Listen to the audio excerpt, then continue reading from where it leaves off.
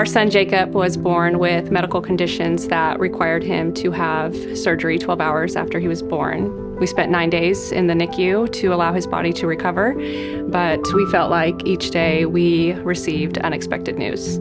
After being home for a couple days, we met with an audiologist and they confirmed that Jacob has profound bilateral hearing loss. We were heartbroken. We were unsure of how we would navigate raising a deaf son. After that, we took the steps on what was needed for him, and he received hearing aids at 2 months of age. There were no signs of Jacob benefiting from them. We had an MRI done, and it confirmed that Jacob was a candidate for a cochlear implant on the left side only. And on the day of activation, Jacob had no response. That kind of took us back to those beginning days of learning about his diagnosis. At that same time, my parents learned about Happy Hands through Al having a conversation in the prayer room at church. And my sister and my mom actually toured the school before me, and they immediately called me and said, "You need to come check out this school." Jacob started in the Redbird classroom at 13 months.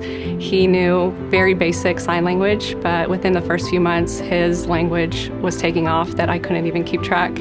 At that same time, I was a kindergarten teacher here at a public school here in Broken Arrow, and I just kept feeling God call me to be at Happy Hands. And I fought hard with him on that because I loved what I was doing, but I wanted to be obedient to him. And at that same time, a lead teacher position had just been posted. So that was reassurance to me of God saying go. We also have a 2-year-old hearing son that we are extremely grateful that he also gets to attend here at Happy Hands. It's just the best thing to watch them grow together and love each other despite their differences. Our daughter Jillian, she was born in 2019. At the time we were in Southern Oregon. The start of her coming into this world was rough, and she was dealing with stuff we didn't know. And I kept telling everybody and asking everybody, does she have an ear infection? They said, no, babies can't have ear infections. She was diagnosed as having, I think, moderate to severe in her left, and then mild to moderate in her right. And of course, that has gotten worse with another indication of the torch infection, which we found out to be cytomegalovirus. And for short, that's CMV. She was a candidate for her cochlear implant. We did that in November of 2020. So we were doing what we could with the speech therapy, and as time went on, there was no progress. We were having issues with, her getting the proper education that she needed. They didn't really have any deaf resources where we were at all. Right. I think that God has pointed us towards Happy Hands so that she could get exactly what she needed. I don't think she'd be where she's at if it wasn't for Happy Hands. No. Our story with Happy Hands actually began in 2017 when our daughter, Emerson, was diagnosed with hearing loss.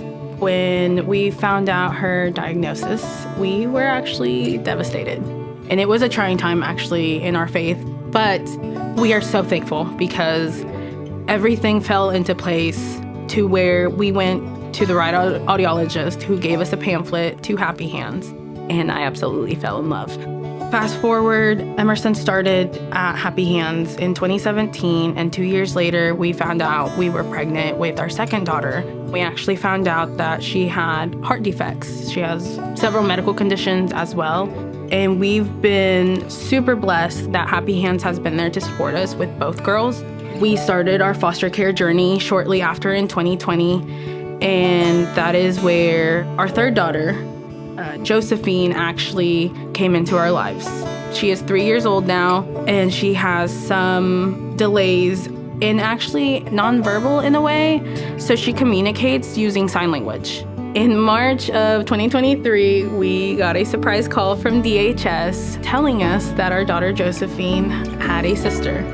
We had agreed if we got a phone call that we would say yes, but it was definitely a surprise. So we rushed over to the hospital where we met this tiny little baby. She didn't even have a name yet. She didn't have a name.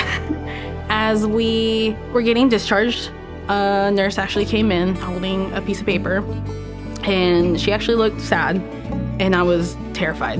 When she came in, she told us that she failed her newborn hearing screen, I gave a sigh of relief. I thought it was something worse, but it's not our first time. So I let them know it's okay. I was wearing my Happy Hands sweatshirt. When they told us about her hearing loss, it flashed us back to when we found out the first time.